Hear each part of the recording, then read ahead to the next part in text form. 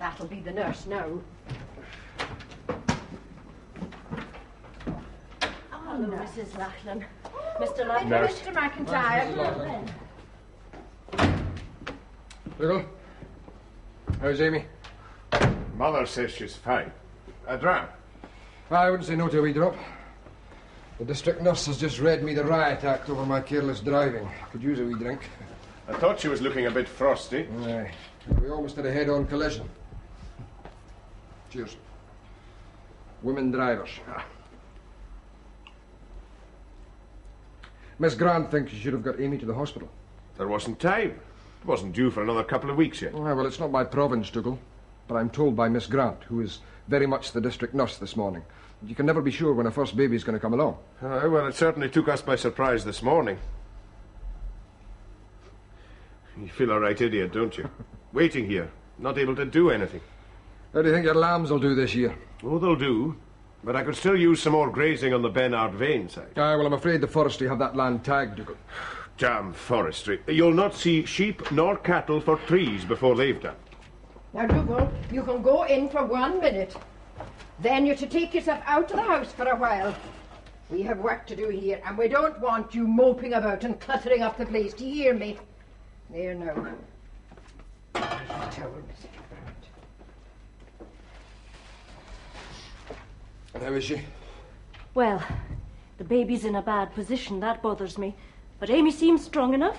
I don't suppose there's anything I can do? Oh, yes, there is. You can whistle me up a doctor and a good obstetric unit from somewhere.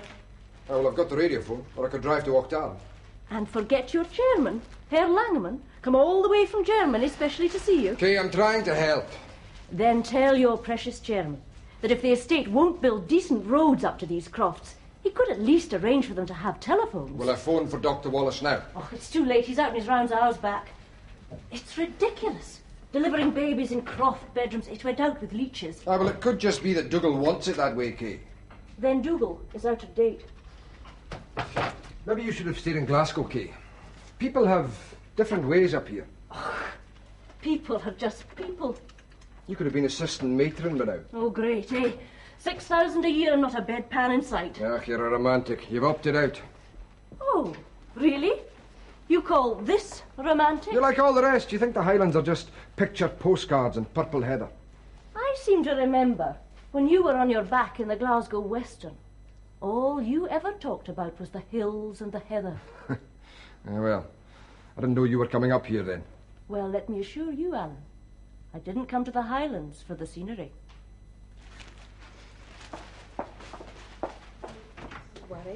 Now then, Dougal, let's have some room. Right, nurse, right.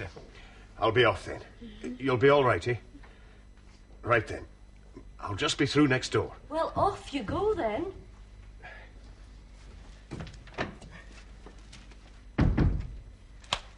Now then, Amy, we've a fight in our hands, eh?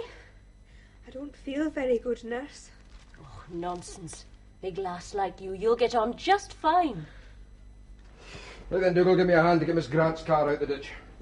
Funny, isn't it? We've been hoping for a baby for all these years. But now that it's nearly here... Ach, we've all been through it, man. It's just that you're a wee bit long in the tooth for it to be the first time. Right enough.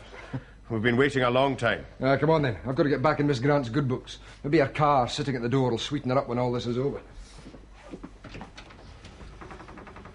Dougal. Aye, right. For God's sake, man, will you come on?